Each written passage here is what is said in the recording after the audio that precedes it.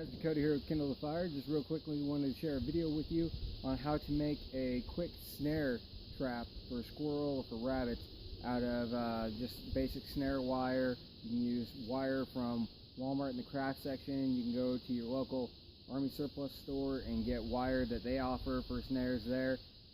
Really any wire will work, even if it's electrical wire. Just double it up and that'll work. So stay with me, we're going to go ahead and show you how to get this started. Alright guys, so the snare wire that I normally use is one you've seen in a previous video of mine. It stays in my belt pouch kit. All it is simple Army surplus yellow green snare wire. So really today we're going to focus on a squirrel snare. Now a rabbit snare is much the same, just placed in different locations and is slightly larger. Doesn't matter what kind of snare you're trying to do. All snares, you need to be looking for the highway systems that animals are using to get to and from. So if we're going after squirrel like I would be today, we are looking at, okay, what highway systems are they using to get up into trees? Where are they coming down from the trees? Things like that. We're also looking at where are nests in the trees or holes in the trees, anywhere that we think a squirrel might actually live in that tree. You don't want to just pick any random tree. You want to kind of look for the signs of where your target game might be. Alright guys, so to start off, I usually take about 2 feet worth of snare wire for about squirrel. For a rabbit I do about 2.5 feet, but 2 feet's a good length either way. What you're trying to do is basically you're going to end up making a stake that this is going to then attach to, and you're going to make a noose with the wire. That noose for a squirrel needs to be about the size of your fist. It's going to obviously differ for every single person, but it's a general good rule of thumb. Now, a lot of military grade wires, you can kind of bend it back and forth through your hands until it snaps. Some of the craft supply wire you can't actually do that with. If you're carrying a multi-tool, just use the snips that are on the multi-tool. If you don't have scissors, however, you can use a housewife, also known as a portable sewing kit. Use the cheapo scissors out of that. In a pinch, you can snip with those. It's going to ruin scissors, but the scissors are like 10 cents a pop, so it's not that big of a deal. Alright guys, so once I have my piece of wire cut, what I'm going to do is I'm going to simply fold over about a finger's width to make a little loop. Now I tie 7 wraps underneath this. You can do it however you would like. It's just the way I prefer to do it. And then I pinch my loop that I made slightly more shut. Now I'm going to take the rest of my wire and I'm going to feed it through that loop until I have about my fist size. Once there, I'm going to pinch it just a little bit more down on it and throw a twist in. And now I have my noose.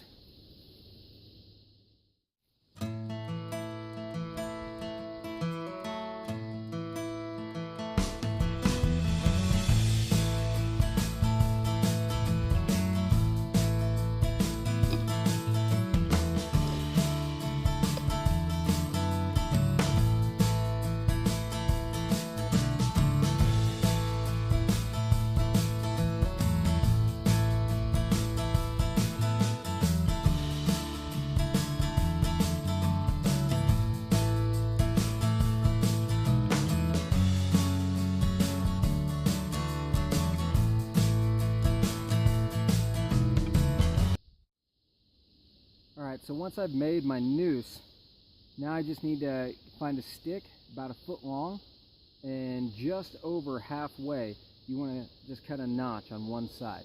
What this is going to be is this going to end up being your stake. Now I still need to sharpen one end of this, but what you're going to do is you're actually going to wrap this latter part around here, put a few twists in it to tie it off. Now make sure you're wrapping it very, very tightly.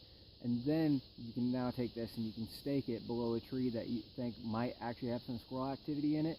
I would say go about 6 inches off the tree, and you want it to sit up in the air about 6 inches. This is why wire works better than paracord strands. Now you can do this kind of trap with paracord, that's fine, and I'll do a different video on that later on.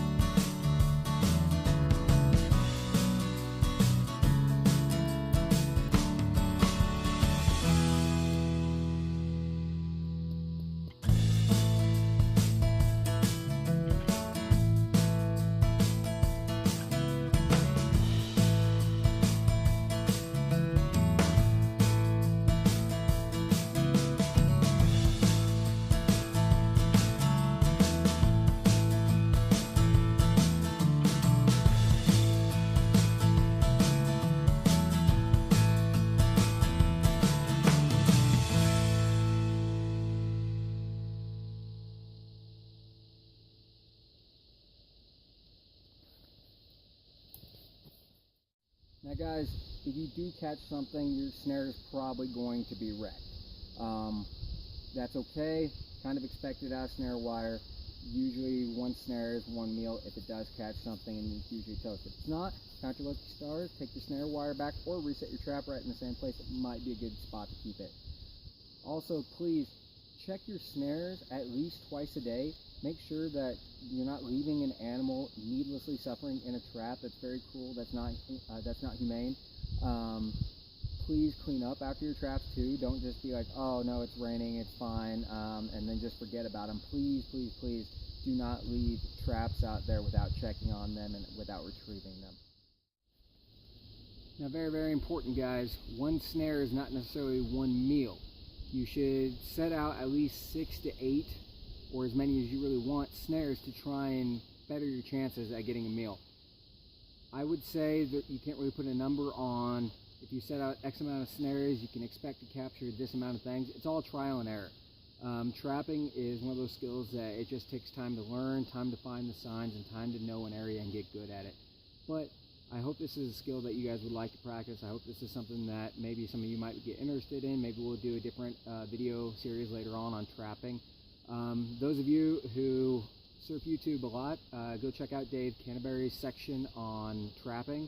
He's got many, many videos on different types of trapping and how to, dye snares and how to set them, and especially with mechanical snares. So go check that out. Anyways, guys, thank you for joining me very much for this short video, and have yourself a good day. Bye.